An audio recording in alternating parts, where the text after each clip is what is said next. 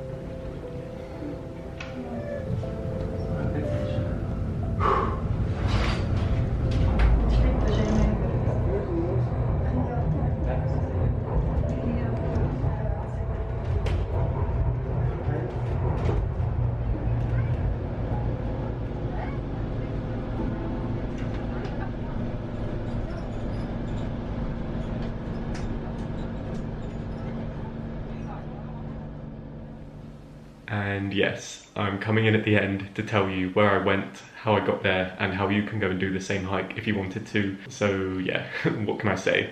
A good video format is always worth copying, right? This was shot in Switzerland in a place called Stours. I think the temptation is definitely to say stews, like disco stews, but no, I think it's Stours. I saw this hike in a list of the best day trips from Zurich, and I also want to shout out the website Swiss Family Fun. I read their article about this hike, which was really useful, so credit to them for teaching me how to get there and how to do it. Stours itself is a town in the mountains that has no road access. You can only get there from a funicular. They call it the Stours Railway or the Stoursbahn.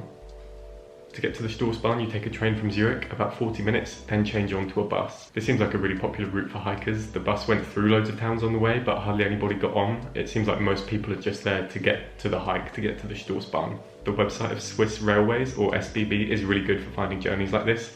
It links up the train and the bus and tells you where to change and what time. And you can buy a ticket on the app as well and just show that if you get your ticket checked. And that includes the train and the bus. At the bottom of the Stoursbahn, there's a little cafe run on what I can only assume is honesty, because there was no staff, just a machine. Switzerland, you're really cute. And then in the funicular station, you can buy a ticket that covers the whole Stours area. That includes the funicular up and back down, and the chairlift up to the start of the hike, and the second chairlift back down from the end of the hike. Now this is not cheap at all. Hopefully my video has shown that it was worth it, but it's definitely not cheap. It was about 48 francs for the whole day, assuming you don't have a Swiss travel pass, which I didn't at the time. You have to scan the ticket a few different times to access the funicular and the chairlifts. Sometimes it's only enforced with a barrier this high.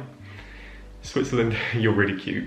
The funicular itself is really interesting. It's made of these pods that start out next to each other, and then at one point it's going through the mountains at 110% incline, and they actually sort of stack on top of each other instead. Apparently it's the steepest funicular in the world, which I can believe. I didn't get any footage going up the funicular because I was in a really bad spot away from the windows in one of the pods. So the footage that you saw of me going up is actually footage that I got on the way down, played in reverse.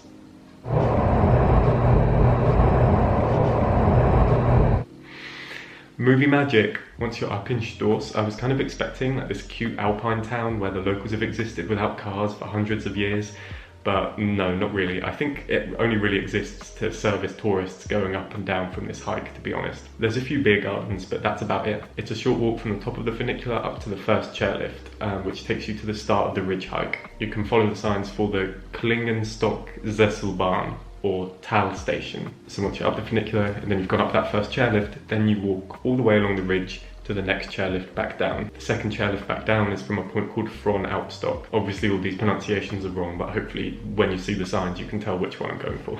I guess you could do it like the other way, to the way that I've just described, but almost nobody was coming against me, so I don't know if there's some reason for that. Doing it in this direction, it ends with a lot of hard inclines, which are especially hard and sweaty in the heat. So I don't know if doing it the other way would actually be better, or if that's cheating or what, I don't know. But yeah, once you're up there, you start the most exhausting 5k of your life in the best way possible. When I read that it was only 5k, I thought, oh, this will be really short and really easy, but once you're up there, especially in the heat and with no shade, and with the terrain constantly going up and down, it's actually surprisingly hard, but it's worth it for 360-degree views the whole way along. This is a sign from the middle of the route. They've said that one chairlift is over an hour away this way and the other chairlift is over an hour away this way. So obviously their official estimate is actually that it's over 2 hours long to do the whole thing. I took nearly 2 litres of water and that wasn't enough. I'd also recommend putting on bug spray before you get up there. They're not the bitey kind up there, but they are really buzzy and they still try and land on your face and land in your ears, and it's just an annoying mess. And then once you make it to the opposite chairlift, you get to fly right over a cow and then lean back into your chair and enjoy the ride down. It's not one of those really quick chairlifts, it's actually like a 20-minute ride, so you can really settle in and enjoy the view. Then from the bottom of that, I took the funicular back down the mountain to the roadside and walked across the road to get the bus back to the train station. There was a lot of hikers waiting for that bus, and I was sure that I wasn't going to get on, but it's like one of those double ones that bends in the middle, and I was even able to get a seat. It takes loads of people. The bus actually stops at a few different railway stations. Again, I'll use the SBB app to figure out the best way back to Zurich or wherever you're going. So that's that. I hope you liked the style, but yeah, don't worry, the dialogue will be back in the next video, and if you like, I can even put the dialogue back into this video for you. Wow, wow, wow, wow, wow, wow. Glub, glub, glub, glub, glub, glub, glub. Thank you so much for your reaction to Switzerland 1. It's been so nice to see, and it's actually really inspired me to go out and travel and shoot more. So this video makes Switzerland 2, meaning there's room for the hottest trilogy of the summer. Whether that's coming or not, and whether you should be really hyped for it or not, I cannot say. I've actually already gone and shot it. I went for a weekend in Switzerland and Italy without posting anything on social media, and I shot a whole vlog that I can't wait to share with you. Here's a few clips. Oh man, I knew that it would be sweet to be here, but I didn't know that it would be got lost and almost didn't make it here kind of sweet. Pasta, pasta, pasta. Okay, the cat's out of the bag now. I'll see you whenever I finish editing that. Thank you so much. Okay, bye.